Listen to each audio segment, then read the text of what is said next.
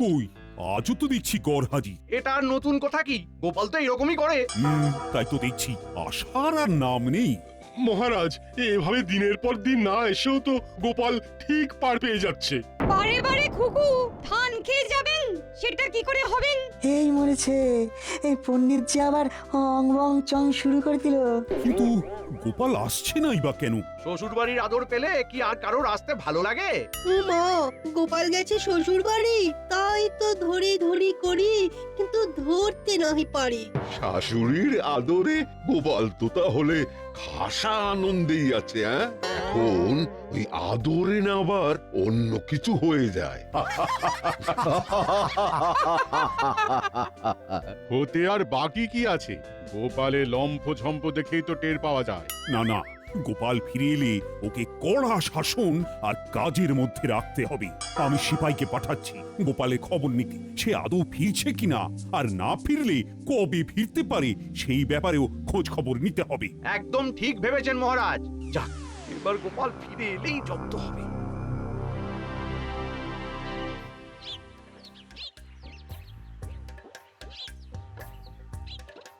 গোপাল দাদা, ও গোপাল দাদা, বাড়ি আছো নাকি?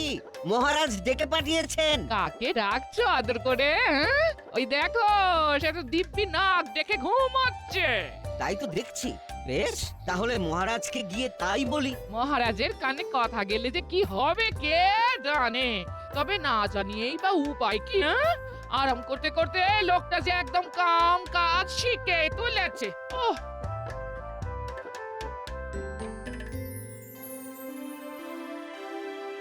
কই কারুর কোনো কাজই তো তেমন জুত দেখতে পাচ্ছি না। আচ্ছা, সবার হলোটা কি? সে কি মহারাজ, একবার খতিয়ান নিয়েই দেখুন না, কাজ দেখে মুগ্ধ হয়ে যাবেন একদম। বটে, তা সেনাপতি তুমি শুরু করো দেখি। মহারাজ, সিপাহীরা কিন্তু তৈরি আছে, বিপদ বুঝলেই পাই পাই করে ছুটবে, কেউ ধরতে পারবে না।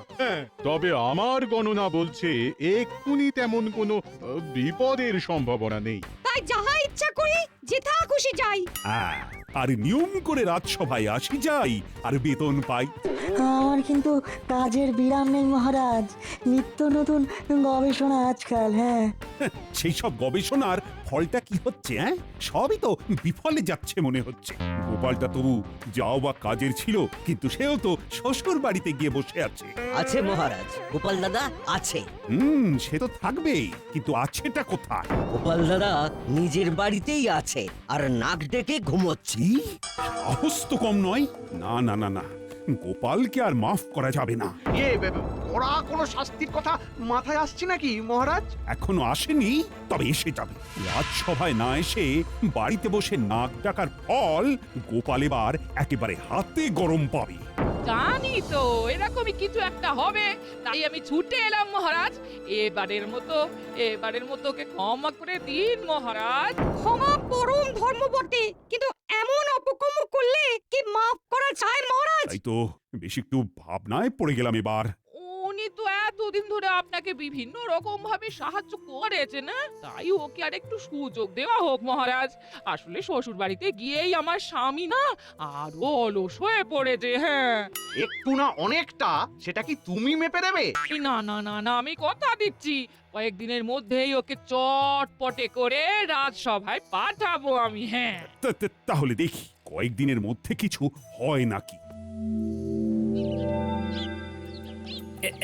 এবার আমার পালা, আমি শুরু করছি। আগডুম বাগডুম ঘোড়াডুম সাজে। আমি ছুটোছুটি করলে কি হবে? উনি একেবারে খোশ মেজাজে আছেন না? এটা তুমি ঠিক বলেছো দিদা, দাদুর মেজাজ একেবারে ফুরফুর করছে। দাদুর জন্য আজকে খেলা একেবারে জমে গেছে। তুমি আমাদের সঙ্গে এসে খেলো না দিদা। আমাকে কি আর তোর দাদু পেয়েছিস যে কাজকর্ম শিখে তুলে দিয়ে আগডুম বাগডুম খেলবো? ক্ষতি কি গিন্নি? তুমিও শিং ভেঙে বাছুরের দলে ঢুকতেই পারো। আমার তো আর তোমার মতো ভীমরতি হয়নি। হ্যাঁ, নাও নাও দাদু, খেলা শুরু করো তো। দিদা এসেই না সব কুড়িয়ে দিল। ও তুই যদি দাদু দাদু করিস, তবে দাদুর সঙ্গে বসে বসে না খেলে দাদুকে নিয়ে অন্তত হেঁটে চলে বেড়াতে তো পারিস। তোদের দাদু যে ঘরে বসে বসে কুঁড়ে হয়ে যাচ্ছে, সে খবর রাখিস? সে হোক গে, আমরা থাকতে দাদুকে হাত পা নাড়াতে হবে কেন?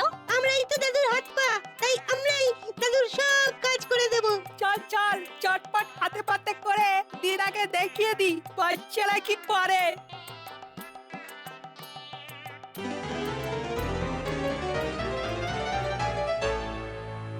কি গিন্নি, কি বুঝছো? আমার ডান হাত বাঁ হাত কেমন কাজের হয়েছে নিজের চোখে দেখছো তো? এমন নাতি নাতনি থাকলে আমি আর তোমার কুড়েমি বন্ধ করবো কি করে? হ্যাঁ, ওপরওয়ালাই জানে এবার কি হবে। হ্যাঁ, তাহলে বুঝতে পেরেছিস তো কিভাবে কি করতে হবে? আপনি তো একেবারে ফর্দ ধরিয়েই দিয়েছেন মন্ত্রী মশাই। কি কি কিনতে হবে? মাছ, মশলা, তরি তরকারি। যাক যাক, এতদিনে তুমি তাহলে সংসারের দায়িত্ব বুঝেছো। আমি বলার আগে কি সুন্দর সব গুছিয়ে জোগাড় করে আনতে বলছো। হ্যাঁ হ্যাঁ, ফর্দটা বেশ ভালো করেই করেছি, যাতে এক সপ্তাহ আর নড়াচড়া করতে না হয়। এইভাবে সংসারের প্রতি আরো দায়িত্ব নিতে হবে তোমায়। দায়িত্ব নিচ্ছি বটে, তবে নিজের সংসারে নয়, বরং গোপালের সংসারে। সে কি? আর সেটাও গোপালকে দায়িত্ব দিয়ে ডোবাবো বলে। তুমি যে কি খেলা খেলছো এবার কে জানে।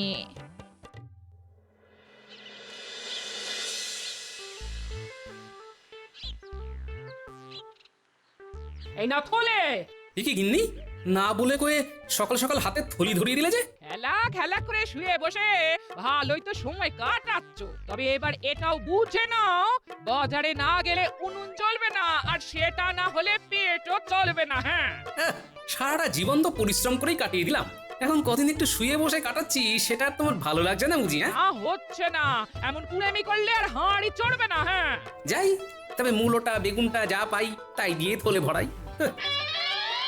চলে পরে আনবো তো আমরা, তুমি কেন যাবে গোপাল দাদা?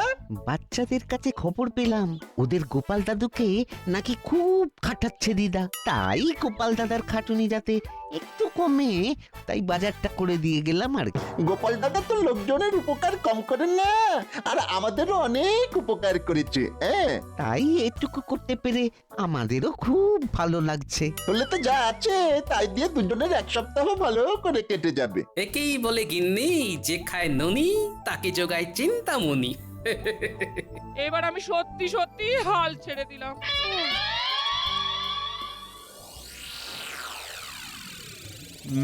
ব্যাপার কি, রাজসভাটা আজও যেন কেমন ফাঁকা ফাঁকা লাগছে। সে তো লাগবেই মহারাজ, গোপাল যে আসেনি আজ। তাই তো, গোপাল তো সভায় আসেনি। না, এটা তো বাড়াবাড়ি। খবর পেয়েছি গোপাল দিনের পর দিন আরো কুঁড়ে হয়ে যাচ্ছে। এখন তো সে বাড়ি থেকে বেরিয়ে বাজার দোকানটা পর্যন্ত করে না। আপনি বলুন মহারাজ, এসব কি হচ্ছে? বলো কি, তাই নাকি? আমি কি একটা ভেষজ আর একবার খাইয়ে দেখবো মহারাজ, এই রোগ সারে নাকি? দেখা দেখির আর কি আছে মহারাজ, এবার অন্তত গোপালকে বরখাস্ত করা উচিত। তার আগে আর একবার ভেবে দেখবেন না মহারাজ, আজ না হোক কাল যদি গোপাল আসে। তো তার জন্য কি বরণ ডালা সাজিয়ে বসে থাকবো আমি? তবু মহারাজ নিজে চোখে একবার দেখবেন নাকি সত্যি মিথ্যে আসলে কি? বেশ তো, তবে ব্যাপারটা কি হচ্ছে সেটা একবার নিজে চোখে দেখি, তারপর না হয় শাস্তি দেব। তেমন হলে বরখাস্তের চিঠি না হয় আমি একেবারে হাতে হাতেই ধরাবো গোপালকে। এবার অন্তত গোপালকে বরখাস্ত করা উচিত।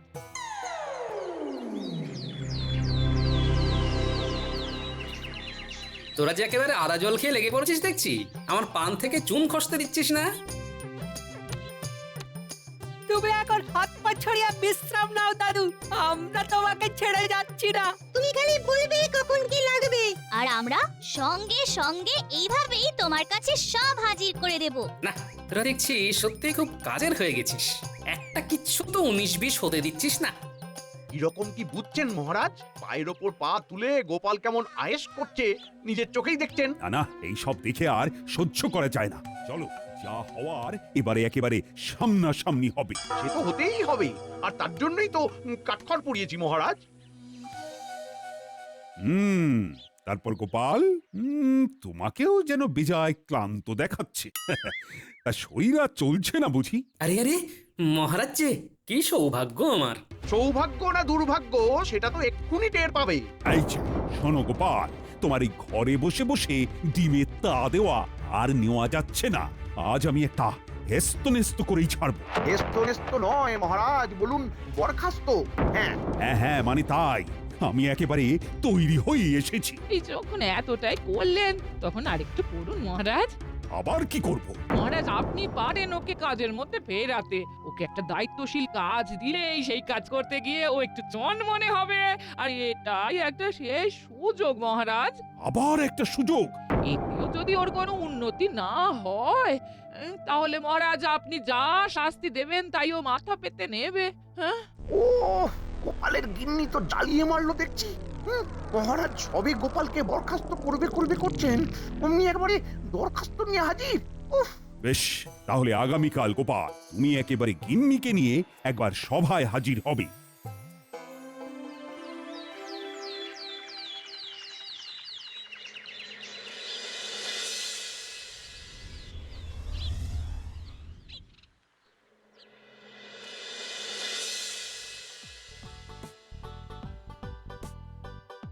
পেন নাম হই মহারাজ। হই কোথায়? এ তো হাই। হ্যাঁ, গোপালের আলসেমি যাওয়ার তো কোনো লক্ষণই নেই দেখছি। ও ভাই গোপাল, তুমি কি ক্লান্ত? তুমি নিজে মুখেই বলো না, সবাই না হয় শুনতো। গোপাল আর কি শোনাবে? এখন হাই তুলছে, একটু পরেই যাই যাই করবে। কারণ মহারাজ গোপালকে তাড়ালেন বলে। অযোগ্য লোককে সভায় বসিয়ে রেখেই বা কি হবে?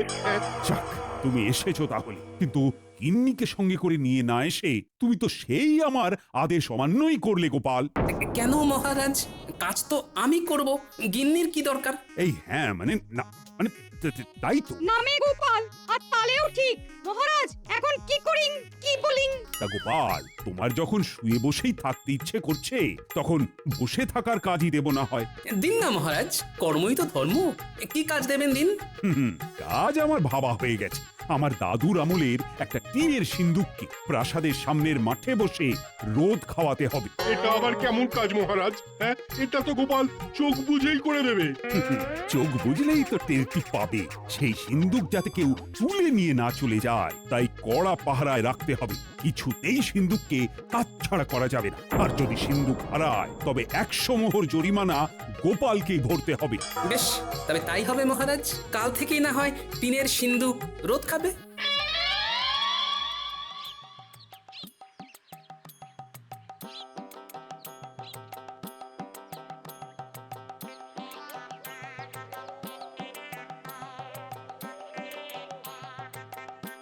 কি গো, বলি কাজ করে মহারাজের মেজাজটা ঠিক করতে পারলে নাকি আবার জল ঢেলে দিয়ে এলে? কাজ আর এমন কি, ওই টিনের বাক্স রোদ খাওয়াতে হবে আর পাহারা দিতে হবে। দেখে দেখে মহারাজ কাজও একটা দিয়েছেন বটে। হ্যাঁ, সেটা না হয় ঠিক আছে, তবে বাক্স হারিয়ে গেলে 100 মোহর জরিমানা দেওয়ার ব্যাপারটা শুনেই তো নড়ে চড়ে বসতে হচ্ছে। সে আবার কি কথা? সেটাই তো আসল কথা গিন্নি। 10 মোহরে যে বাক্স পাওয়া যায় তার জন্য 100 মোহর জরিমানাটা যে মোটেই মানা যাচ্ছে না গিন্নি। আমাকে ভয় পাইয়ে দিতে মহারাজ জরিমানার পরিমাণটা বাড়িয়ে দিয়েছে। সে একরকম ভালোই করেছেন, এতেই কাজ হবে।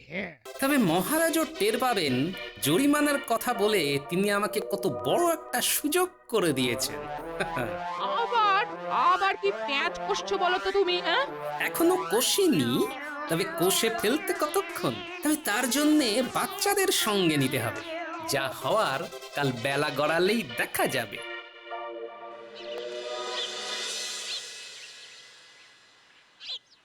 না, রোদের তেজ আস্তে আস্তে বাড়ছে দেখছি। সিন্দুকের সঙ্গে সঙ্গে যে আমিও রোদে সেঁকে যাচ্ছি। ওই তো গোপাল কাজে লেগে পড়েছে দেখছি। ওটার এমন কি কাজ? তবে হ্যাঁ, ওই বসে থাকাটাও যে কত কষ্টের সেটা গোপাল এবার টের পাচ্ছে।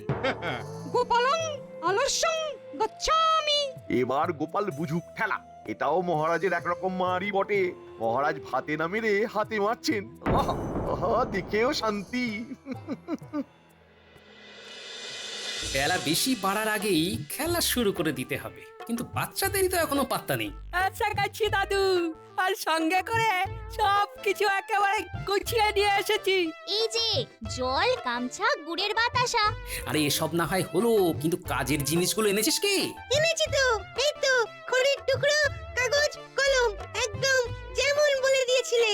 হ্যাঁ হ্যাঁ, এই তো এইবার যেমন বলে দিয়েছিলাম তেমন করে প্রচারের কাজে লেগে পড়। তুমি কিচ্ছু ভেবো না গোপাল দাদু, ওই দিকটা আমরা ঠিক সামলে নেব। তুমি বরং দিকটা গুছিয়ে নাও। সে আর বলতে, হাতে যখন খড়ি আছে তখন ভারী কাজটা আগে সেরে ফেলি, কিছু করি আর না করি গুছিয়ে লিখে ফেলি। এই তো একেবারে গোটা গোটা হরফে বাক্সের গায়ে এই লিখে দিলাম, রাজবাড়ির এই টিনের বাক্সের দাম 10 মোহর, যে কিনতে চাও বিকেল বেলা মাঠে এসো। ব্যাস, এবার শুধু অপেক্ষা করব আর দেখব কেমন কি সাড়া পড়ে।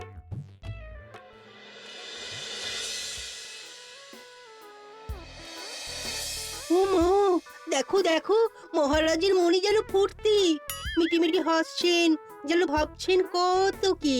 সে তো হবেই সভাকবি, সে তো হবেই। মহারাজ যে অলস গোপালকে আচ্ছা করে ঘোল খাইয়ে দিয়েছেন এবারে। রোদে বসে থাকতে থাকতে গোপালের মাথাটাই না এবার খসে পড়ে। বুদ্ধিতে যে মহারাজ গোপালের থেকেও কম যান না সেটা দেখিয়ে দিলেন বটে। হ্যাঁ, বসে বসেও যে মাথার ঘাম পায়ে ফেলা যায় সেটা তাহলে এবার গোপাল জানলো। কি বলো সবাই? বলার আর কি আছে মহারাজ, আমরা তো যা দেখার নিজের চোখেই দেখে এলাম। হ্যাঁ, গোপাল তো যথা সময় এসেই সিন্দুক নিয়ে গেছে, এবার কদিন রাখুক না কাছে কাছে। আগে মহারাজ, বেশি দিন কি আর রাখার প্রয়োজন আছে? ওই রোদ গরম কি গোপালের সহ্য হবে? গোপাল কষ্ট পাবে বলছো? কষ্ট পেলে পাক মহারাজ, তবেই তো ওর আলসেমির স্বভাবটা নষ্ট হবে। তাহলে আমার চিন্তা ভাবনায় কোনো গলদ নেই, তাই তো? আমার এক টোটকায় অলস গোপাল এবার কাত হয়েছে।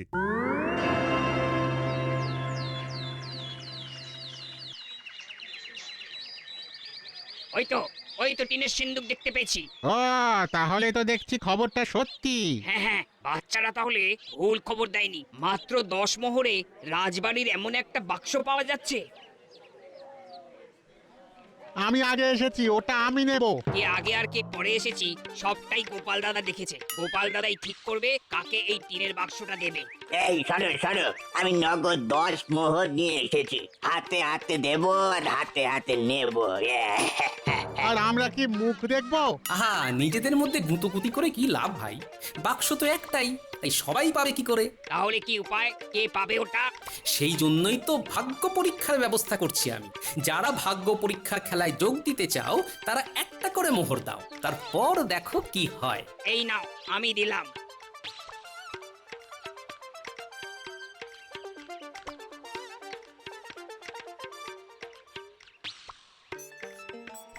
আমিও দিচ্ছি, আমার নামটা লিখে নাও। হ্যাঁ, এই তো লিখে নিচ্ছি। একে একে দাও, একে একে। হ্যাঁ, কারোর নামই বাদ যাবে না। এবার মনে হচ্ছে সবার নামই লিখে ফেলেছি। নয় নয় করে 5 হলো মনে হচ্ছে। এবার তাহলে না হয় টিনের সিন্দুকে রাখা নাম থেকে ভাগ্যবান মালিকের নামটা তুলি। এই তো, এই যে গোটা গোটা করে লেখা আছে বটকৃষ্ণ বটব্যাল। এই যে আমি গো গোপাল দাদা, দাও দাও টিনের সিন্দুকখানা দাও দেখি আমায়। সে তো দেবই, তার আগে বাকি 9টা মোহর যে দিতে হবে আমায়। এই যে দিচ্ছি। তাহলে আমাদের একটা করে মোহর ফেরত দিয়ে দাও এবার গোপাল দাদা। তা কি করে হয়?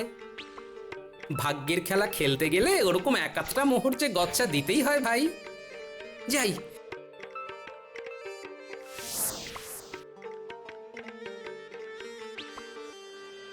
আমি এগোলাম। যাই, আমি বরং এবার মহারাজের কাছে যাই। দুগ্গা।